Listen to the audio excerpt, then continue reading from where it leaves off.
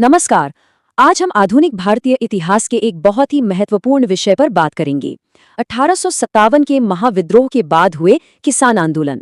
ये सिर्फ विद्रोह की कहानियां नहीं है, बल्कि ये हमें समझाती है कि कैसे ग्रामीण भारत में प्रतिरोध की एक नई लहर उठी और इसने हमारे देश के भविष्य को एक नई दिशा दी।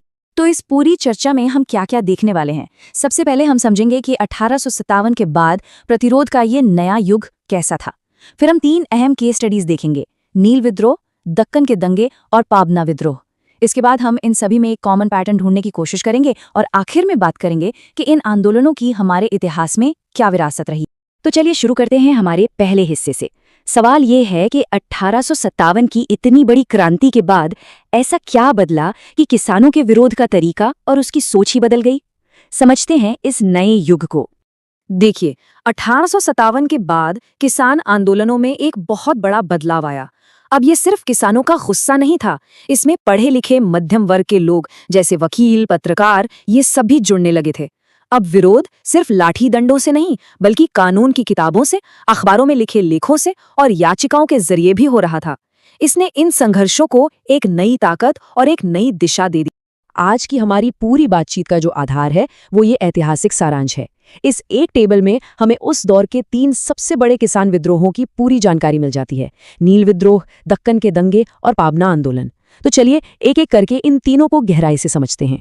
तो हमारी पहली केस स्टडी है नील विद्रोह। ये शायद उस नए दौर का सबसे पहला और सबसे जबरदस्त उदाहरण था जहां किसानों ने संगठित होकर सीधे सीधे यूरोपियन बागान मालिकों को चुनौती दे दी थी। तो बात है 1859-60 की। बंगाल के किसानों का सब्र का बांध टूट चुका था। दिगंबर बिस्वास और विष्णुचरण बिस्वास जैसे नेताओं की अगुवाई में उन्होंने उन यूरोपियन बागान मालिकों के खिलाफ आवाज उठाई जो उन्हें अपनी सबसे अच्छी जमीन पर चावल की जगह नील उगाने के लिए मजबूर कर रहे थे। किसानों का जवाब बिल्कुल साफ था: हम नील नहीं उगाएंगे। उन्होंने नील की खेती का पूरी तरह से बहिष्कार कर दिया और नील की फैक्ट्रियों पर हमले भी किए। ये विरोध इतना जबरदस्त था कि ब्रिटिश सरकार को भी झुकना पड़ा और 1860 में नील आयोग बनाना पड़ा।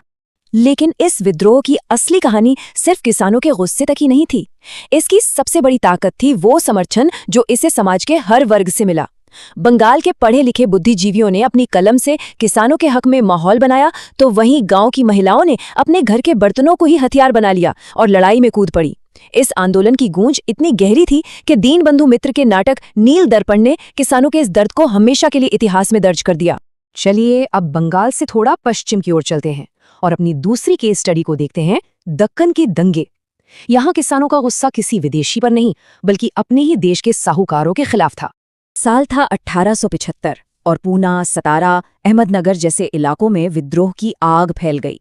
यहाँ की जड़ में थी रैयतवाड़ी व्यवस्था। किसान सीधे सरकार को लगान देते थे, लेकिन लगान इतना ज्यादा था कि उन्हें साहूकारों से कर्ज लेना पड़ता था और वो कर्ज के जाल में फंसते चले जाते थे। जब शोषण बर्दाश्त से बाहर हो गया तो किसानों ने एक अनोखा तरीका अपनाया। उन्होंने साहूकारों का सामाजिक बहिष्कार किया और सबसे बड़ी चोट की, उनके कर्ज के सारे दस्तावेज ढूंढ कर जला दिए। नतीजा, सरकार को किसानों की सुनने के लिए मजबूर होना पड़ा और 1879 में दक्कन कृषक राहत अधिनियम पास किया। और ये बात इस आंदोलन की पूरी रणनीति को एक लाइन में बता देती है: ये कोई अंधी हिंसा नहीं थी। किसानों का मकसद बहुत साफ था। उन्हें साहूकारों को मारना पीटना नहीं था, उन्हें तो उस व्यवस्था को ही खत्म करना था जो उन्हें गुलाम बना रही थी, यानी कर्ज के वो कागज, वो बॉन्ड और वो अदालती फरमान। और अब चलते हैं हमारी तीसरी और आखिरी केस स्टडी की तरफ: पाबना विद्रोह। यहाँ लड़ाई काश्तकारों और जमींदारों के बीच जमीन पर हक को लेकर थी। 1873 में बंगाल के पाबना जिले में संघर्ष की वजह फिर से अलग थी। यहाँ लड़ाई थी जमींदारों के खिलाफ जो काश्तकारों को उनके कानूनी हक नहीं देना चाहते थे। ईशान चंद्र रॉय, शंभूपाल और केशव चंद्र रॉय जैसे नेताओं ने किसानों को एकजुट किया और एक अग्रेरियन लीग यानी कृषि लीग बनाई। उनका हथियार था लगान हड़ताल। हम लगान नहीं देंगे। भले ही इस आंदोलन को आखिर में दबा दिया गया, पर इसने सरकार पर इतना दबाव बनाया कि एक नया काश्तकारी कानून लाना ही पड़ा। पाबना आंदोलन की सबसे खास बात थी उसकी रणनीति। ये पूरी तरह से संगठित और काफी हद तक शांतिपूर्ण थी। कृषि लीग ने एक एक कदम सोच समझ कर उठाया। पहले किसानों को जोड़ा, फिर लगान देने से मना किया, कानूनी लड़ाई के लिए चंदा इकट्ठा किया और शांतिपूर्ण सभाएं करके अपनी एकता की ताकत दिखाई। ये दिखाता है कि किसान अब राजनीतिक रूप से कितने परिपक्व हो चुके थे। तो अब तक हमने 3 अलग-अलग विद्रोहों की कहानी समझी। अब समय है एक कदम पीछे हटने का और ये देखने का कि इन तीनों में कौन से कॉमन पैटर्न्स या समानताएं दिखाई देती हैं। यही वो विश्लेषण है जो किसी भी उत्तर को गहराई देता है। एक बहुत बड़ा फर्क तो यही था कि किसानों का दुश्मन कौन था। नील विद्रोह में गुस्सा सीधे सीधे यूरोपियन बागान मालिकों पर था, लेकिन दक्कन और पाबना में संघर्ष अपने ही देश के शोषकों, साहूकारों और जमींदारों के खिलाफ था। इससे पता चलता है कि ग्रामीण भारत में शोषण का कोई एक चेहरा नहीं था और किसान अपने सबसे करीबी दुश्मन के खिलाफ ही खड़े हो रहे थे। और इन सभी आंदोलनों के नतीजों में एक बिल्कुल साफ पैटर्न दिखता है, विरोध से नीति तक का सफर। हर मामले में, चाहे वो नील हो, दक्कन हो या पाबना, किसान आंदोलन ने सरकार को कुछ न कुछ करने पर मजबूर कर ही दिया। कभी जांच आयोग बना तो कभी सीधा नया कानून लाया गया। ये साबित हो गया था कि अगर किसान एकजुट हो जाएं तो सरकार को भी उनकी बात सुननी पड़ेगी। तो आखिर में इन सारे आंदोलनों ने हमारे इतिहास पर क्या छाप छोड़ी, इनकी स्थायी विरासत क्या थी? चलिए इसका सार समझते हैं। तो इन विद्रोहों की सबसे बड़ी विरासत क्या थी?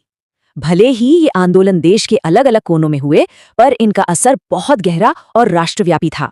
इन्होंने पहली बार किसानों के अंदर अपने कानूनी अधिकारों को लेकर एक नई जागरूकता पैदा की। और सबसे अहम बात, इन्होंने ये साबित कर दिया कि भारत का किसान अब मजबूर नहीं है। अगर वो संगठित हो जाए तो वो ताकतवर ब्रिटिश सरकार को भी अपनी मांगे मनवाने के लिए मजबूर कर सकता है। और हम आपको इसी सवाल के साथ छोड़े जाते हैं। जरा सोचिए कि इन शुरुआती संघर्षों में जो तरीके अपनाए गए, जैसे सामाजिक बहिष्कार, कानूनी लड़ाई, संगठित लीग बनाना, इन्हीं तरीकों ने 20वीं सदी में गांधी जी के नेतृत्व में हुए बड़े बड़े किसान आंदोलनों की नींव कैसे रखी होगी। यही तो इतिहास की निरंतरता है।